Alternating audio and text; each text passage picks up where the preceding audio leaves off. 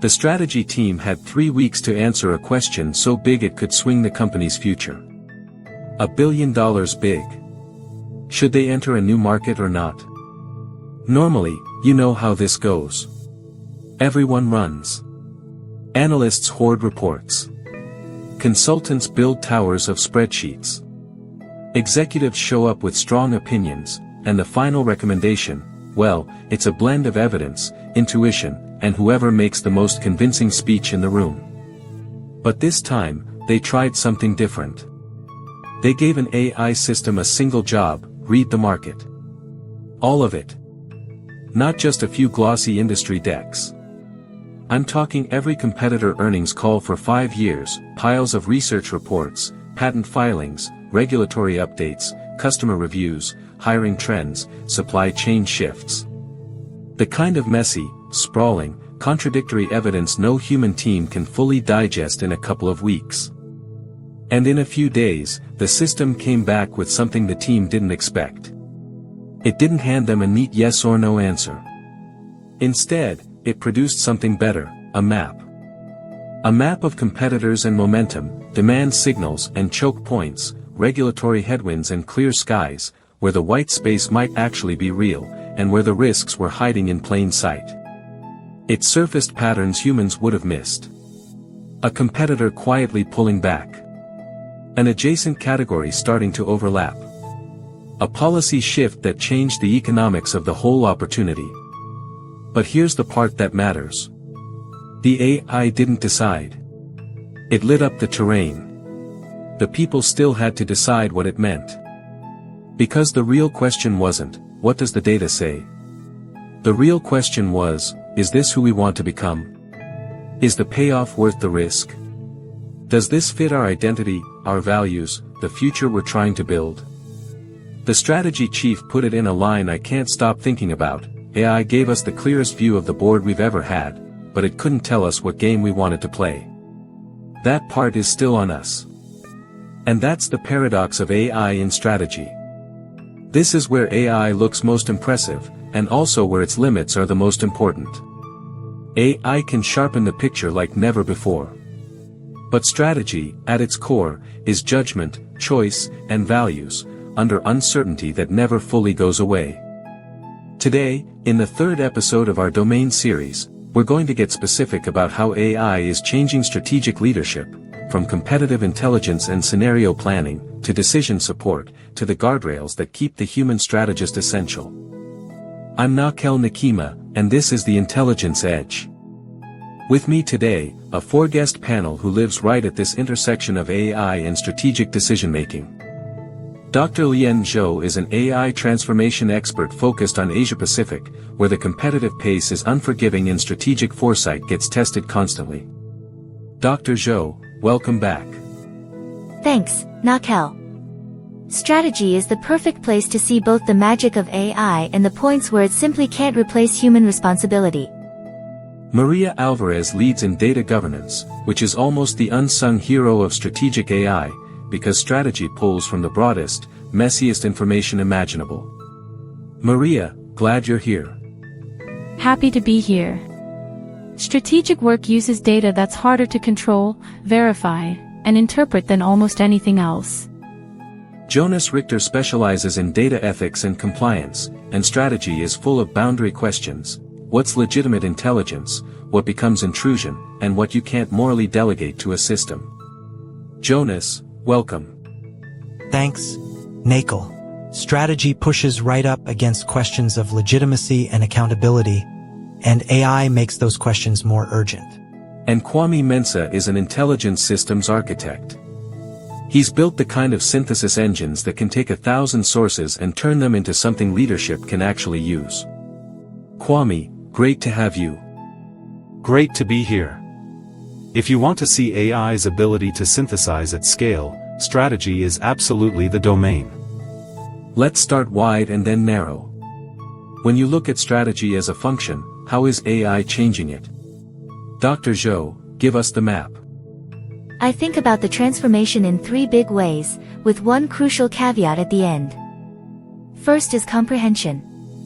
Strategy starts with understanding the environment, competitors, customers, markets, forces, constraints. Historically, comprehension was always partial. It depended on what you could gather, what you had time to read, and what made it into the deck. AI expands that dramatically. It can absorb far more information than a human team, and do it fast enough to matter. Second is exploration. Strategy isn't just understanding what is, it's imagining what could be. Alternate futures, scenarios, options. AI can generate a broader set of scenarios and possibilities than a room full of humans typically does, and it can help you explore a wider space of options. Third is analysis. Once you have options, you need to pressure test them. What happens if assumptions break? Which risks are correlated? Where are the trade-offs? AI can make that analysis more systematic and more rigorous. Now the caveat, those three things are inputs to strategy. They are not strategy itself. Strategy is ultimately choice under uncertainty, guided by judgment and values. AI can help you see, explore, and analyze. But choosing what to do, and what kind of organization you want to be, stays human. So the transformation is real, but it's not a handoff. Exactly. In some domains AI can do more of the core work. In strategy, it illuminates. It doesn't own the choice. Kwame, from an engineering perspective, what's different about strategic AI compared to, say, finance or operations? Strategy has a few properties that make AI incredibly useful, and also put hard limits on it. 1. Strategy is synthesis heavy. You're not just crunching a clean dataset. You're connecting dots across markets, capabilities, competitors, new entrants, regulation, internal constraints. Generative AI is unusually good at this kind of cross-source synthesis. 2. It's dominated by unstructured information, documents, transcripts, articles, reports, commentary. Traditional analytics couldn't really read all that at scale. Now it can. 3. Strategy lives in deep uncertainty. Not just uncertainty because we lack measurements, but uncertainty because the future genuinely isn't determined. AI can model and quantify parts of uncertainty, but it cannot reliably predict what's fundamentally unpredictable. And 4. Strategy requires judgment. You're weighing factors that don't share a unit of measure. Brand and risk. Purpose and profit. Timing and identity. That judgment resists automation. So the best systems are designed to maximize synthesis and exploration, then create a deliberate checkpoint where humans validate, interpret, and decide. Maria, when we say, strategic data is messy, what are we really talking about? Why is governing it so hard? Because strategy pulls from everything, and a lot of it is outside your control. It's external heavy. In finance you mostly govern internal systems, your ERP, your ledgers, controlled definitions. Strategy depends on markets, competitors, social signals, policy, macro indicators. You don't own that data's quality. And it's unstructured. You're dealing with narratives, opinions, documents, interviews, and yes, sometimes rumors. It's also diverse. Strategic inputs span financial, operational, regulatory, cultural, geopolitical. Trying to apply one clean governance model to that diversity doesn't work. Then there's reliability variance. Some sources are authoritative, others are speculation, others are intentional misdirection. In strategy, you have to govern not just, is it accurate, but how trustworthy is this, and how much weight should we give it? Finally, it's interpretation heavy. Two people can look at the same facts and reach different strategic conclusions. Governance has to deal with interpretation quality, not just data quality. Jonas, bring in the ethical frame. Where are the boundaries when AI gets embedded in strategic intelligence? The first boundary is legitimacy in intelligence gathering. There's a world of difference between analyzing public information and crossing into deception, misappropriation, or anything resembling espionage. AI can scale gathering so fast that the temptation is to say, if it's possible, why not? But ethics and law don't work like that. Second is privacy. Strategy sometimes focuses on people, competitor executives, key engineers, customers, decision makers. AI makes profiling easy, and that's exactly why we need constraints. Third is rights and terms. A lot of external data has rules attached. Licensing, terms of service, usage limits. AI's appetite doesn't override other parties' rights.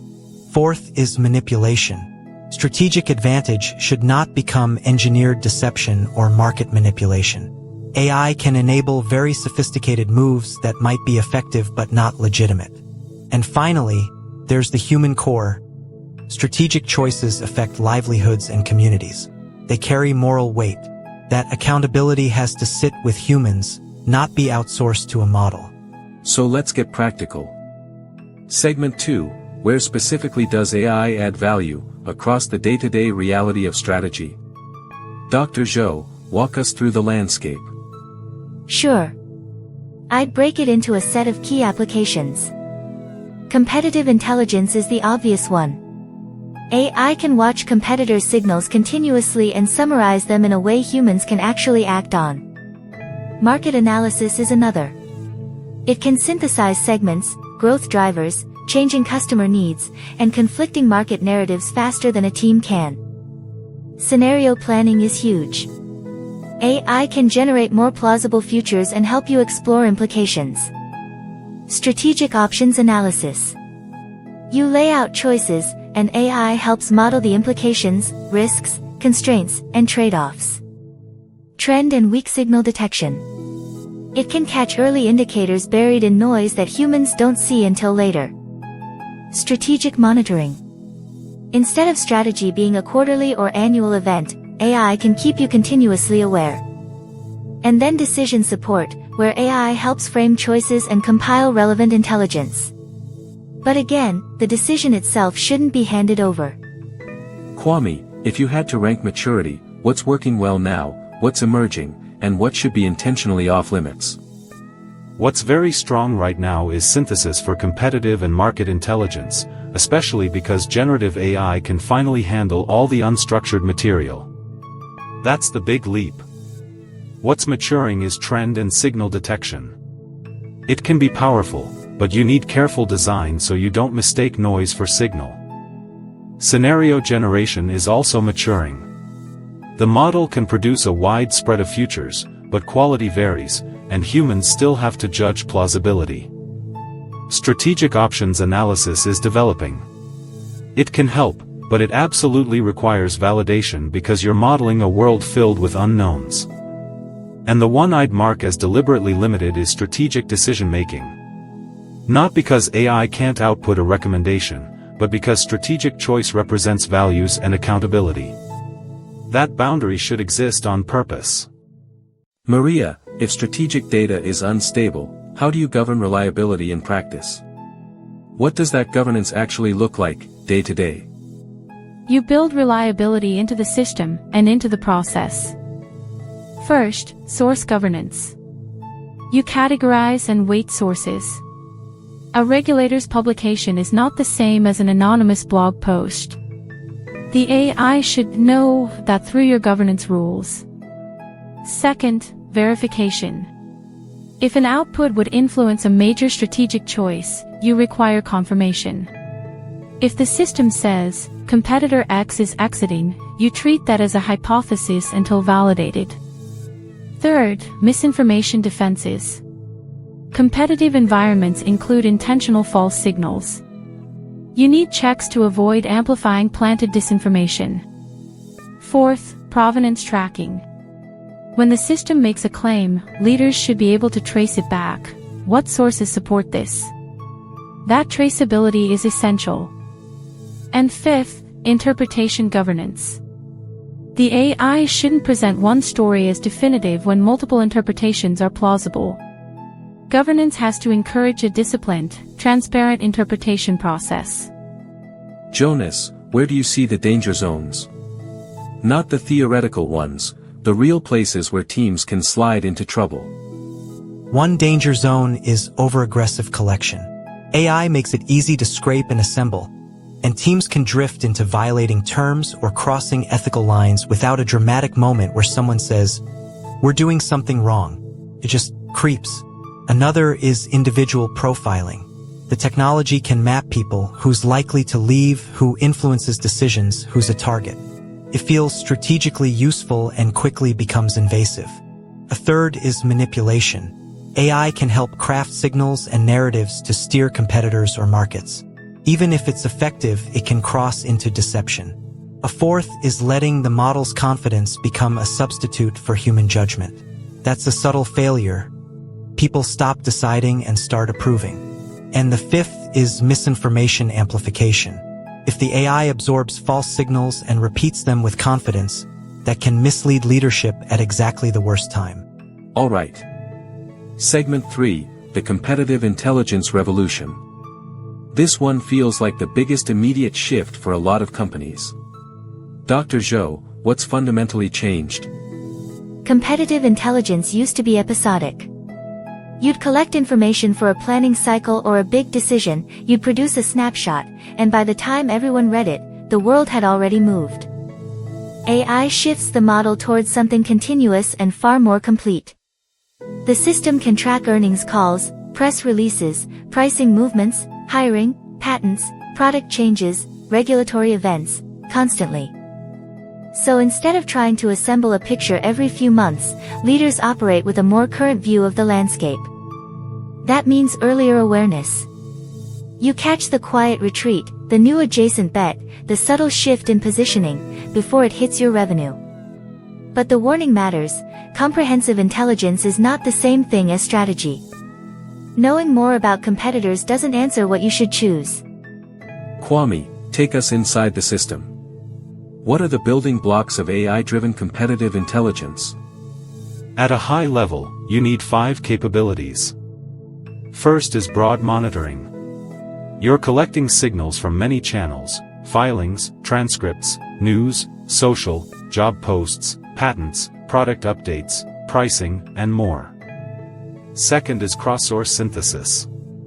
The real power isn't just reading one thing, it's connecting signals. Hiring plus a patent plus a leadership comment can imply a move that none of those signals alone makes obvious. Third is change detection. It highlights what's shifted, what's new, what's accelerating, what's fading. Fourth is pattern recognition. Over time it can learn competitor playbooks, the repeated behaviors, so you can anticipate likely next moves.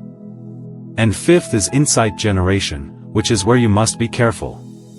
The system can propose an interpretation, but you design it so humans validate high-stakes interpretations and own the response. Maria, governance for competitive intelligence has to be a little different than governance for internal analytics, right? Completely different emphasis. You're governing legitimacy, reliability, and interpretation more than you're governing precision. Legitimacy governance. What sources are allowed? What collection methods are acceptable? What do we do about terms of service? How do we avoid crossing into unethical practices? Reliability governance.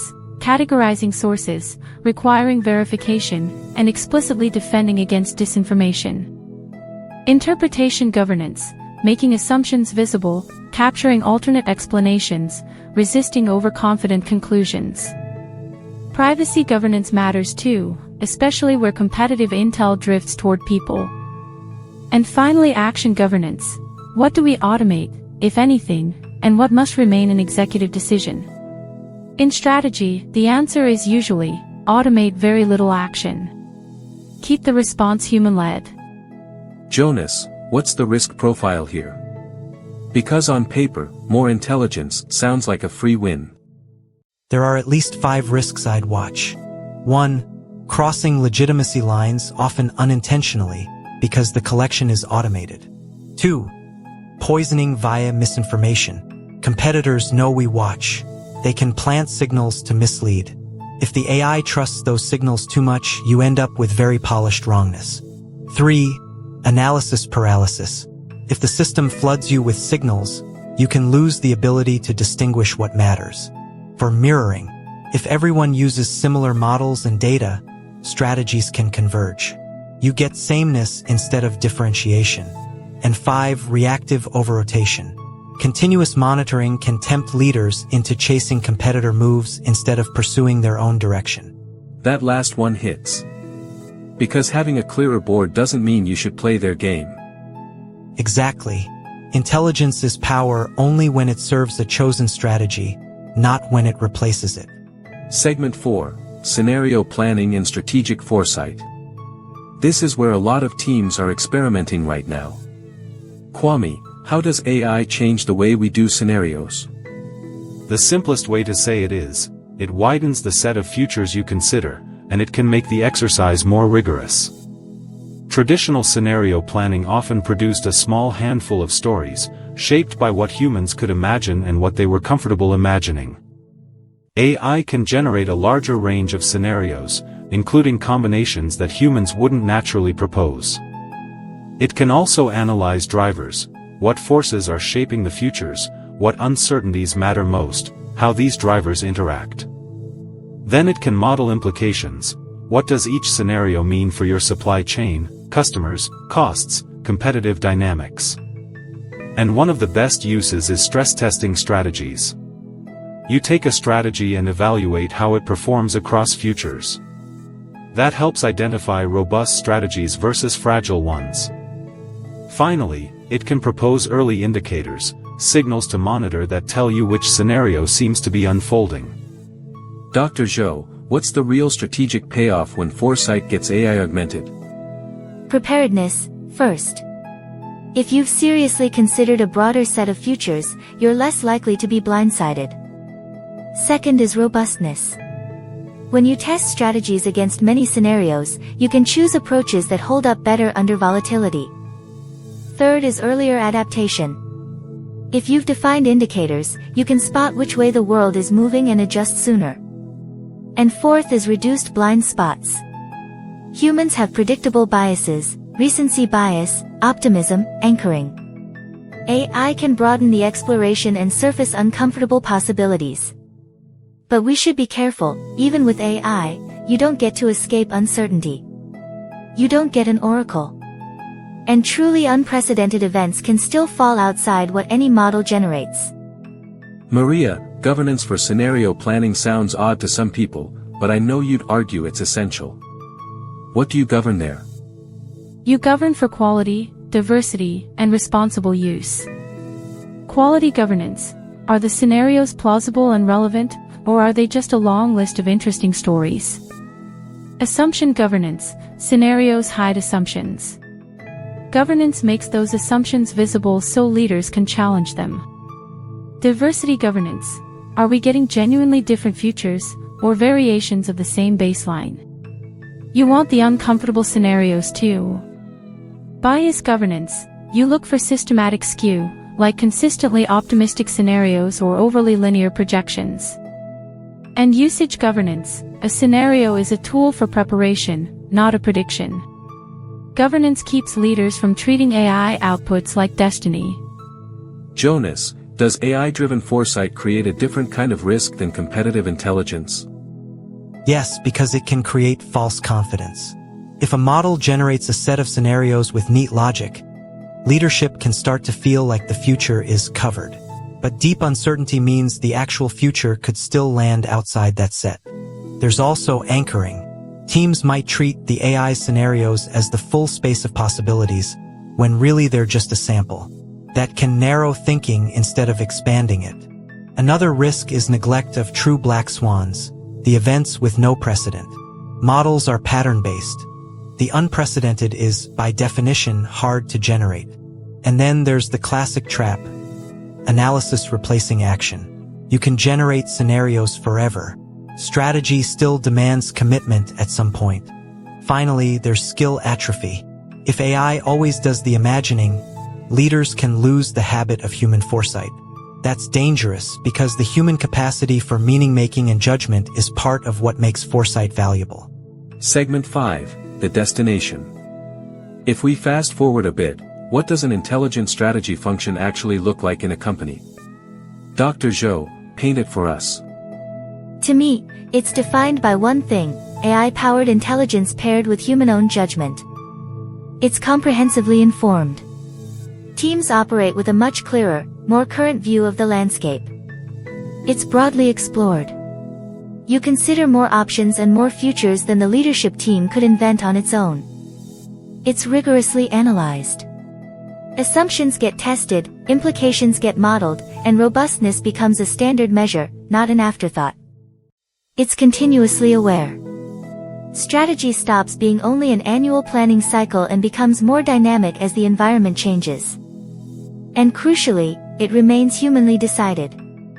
The most important part of strategy, what we choose to do and why, stays with accountable people. Kwame, what's the technical foundation under that vision? If an executive says, "Build me the intelligent strategy function," what has to exist? You need an integrated set of layers, not a single tool. First, information integration, internal and external sources brought together in a usable way. Second, a synthesis layer that can read across those sources and create coherent views of markets and competitors. Third, an exploration layer for scenario and option generation, expanding the search space. Fourth, an analysis layer that can model implications and test robustness carefully, with validation. Fifth, and most important, the human judgment interface. The way insights are presented matters. You want tools that keep humans thinking, questioning, challenging, not just accepting. And sixth, a reliability and verification layer. Provenance, source scoring, checks against misinformation. Without that, you've built a high-speed rumor amplifier. Maria, what governance keeps that system healthy over time? Not just on launch day. 3 things: reliability, interpretation discipline, and protecting human judgment. Reliability governance keeps sources trustworthy, claims verifiable, and the system resilient to misinformation. Interpretation governance helps ensure assumptions are explicit, alternative explanations are considered, and outputs aren't treated as unquestionable truth. Then judgment preservation governance. You design processes so AI informs but doesn't quietly become the decision maker by default. Humans stay responsible. You also need legitimacy governance to make sure intelligence gathering remains within ethical and legal bounds, and accountability governance so no one can hide behind "the model said so." Jonas, bring us home on the core question: what is it, specifically, that remains irreducibly human in strategy? Values and identity. Strategy expresses what the organization stands for and what it wants to become. That what game do we want to play? Question isn't solved by more data. Judgment under deep uncertainty is another. At some point, you cannot learn your way to certainty. You still have to choose and commit. There's moral weight. Strategic choices affect people.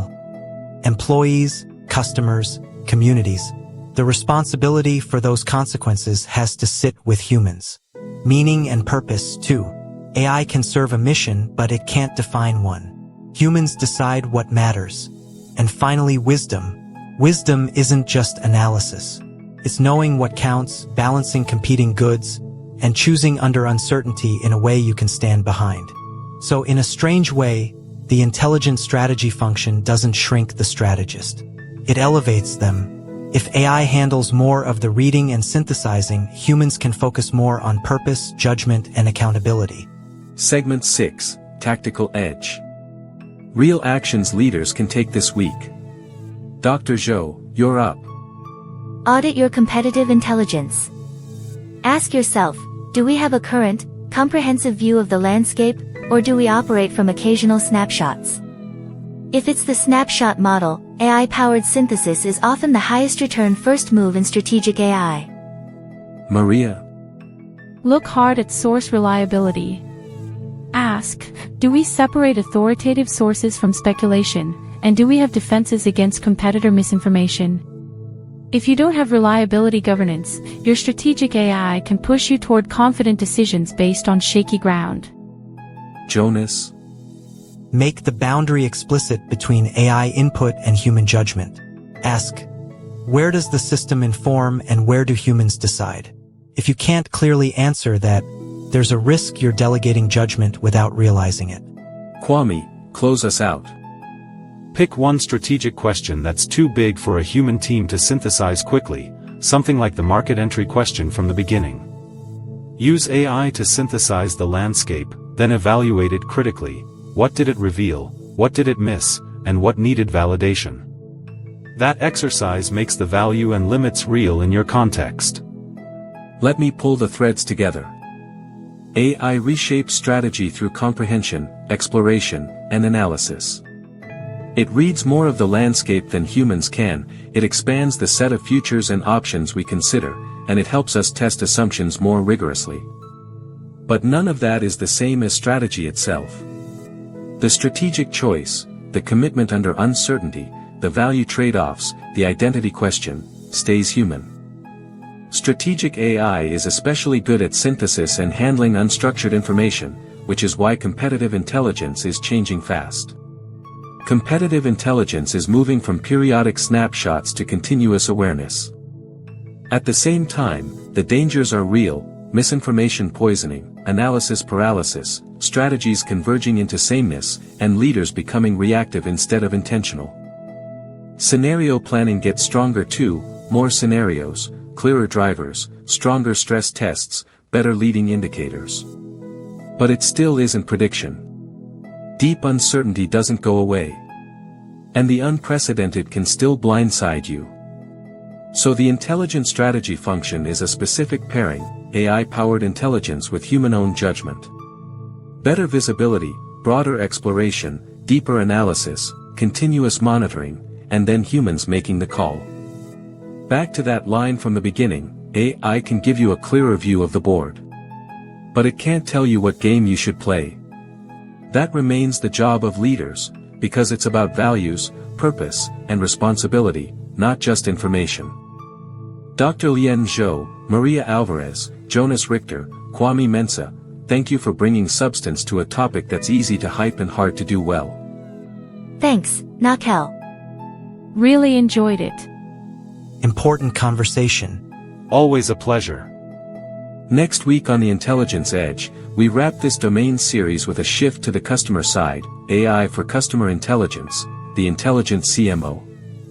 We'll talk personalization, engagement, and the ethics of knowing customers deeply. Until then, I'm Nakel Nakima. Make better decisions.